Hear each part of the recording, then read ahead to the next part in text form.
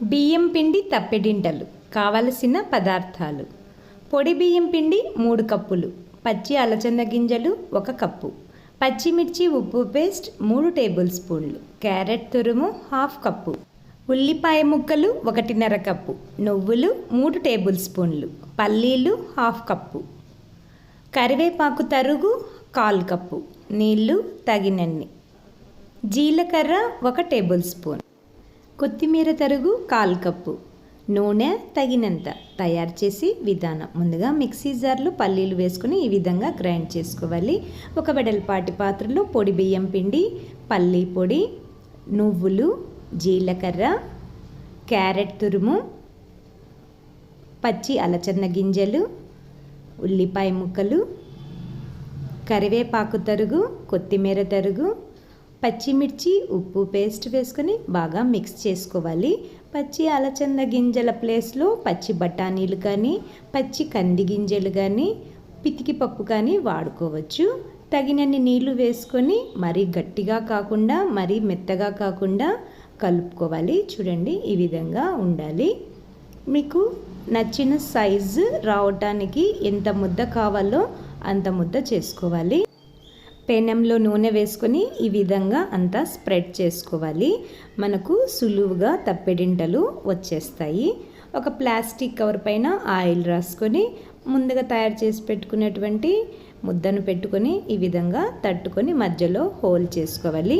చుట్టూ ఈ విధంగా క్రాక్స్ వస్తేనే మనకు తప్పెడింటలు చాలా బాగుంటాయి. చూడండి, ఈ విధంగా ఉంటే బాగుంటుంది. నున్నగా మనము దాన్ని సెట్ చేసుకుంటే అంత బాగోవు.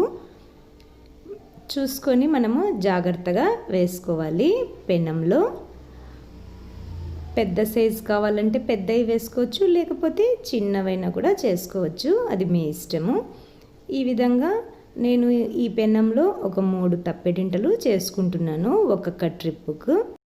ఇంకా మీకు ఉల్లికాడ ముక్కలు అందుబాటులో ఉంటే ఉల్లిపాయ ముక్కలు కొన్ని తగ్గించుకొని ఉల్లికాడ ముక్కలు కూడా వేసుకోవచ్చు.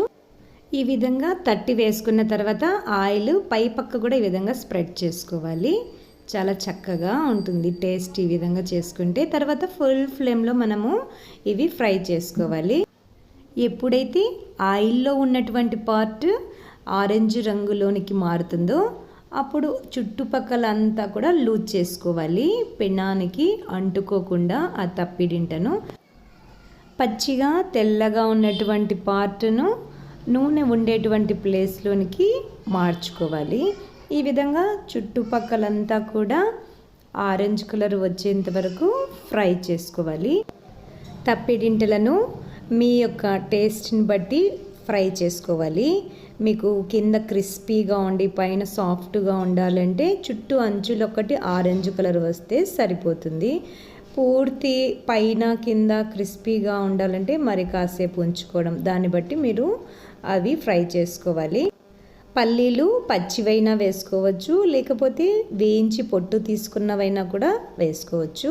ఒక్కొక్క దానికి ఒక్కో రకం టేస్ట్ ఉంటుంది, అది మీ ఇష్టము. ఇవి అలాగే అయినా తినచ్చు, లేకపోతే వెన్నతో కానీ లేకపోతే పప్పు చట్నీస్తో కానీ నంచుకొని తినచ్చు. మీకు నచ్చితే లైక్ చేయండి, షేర్ చేయండి, సబ్స్క్రైబ్ చేసుకోండి.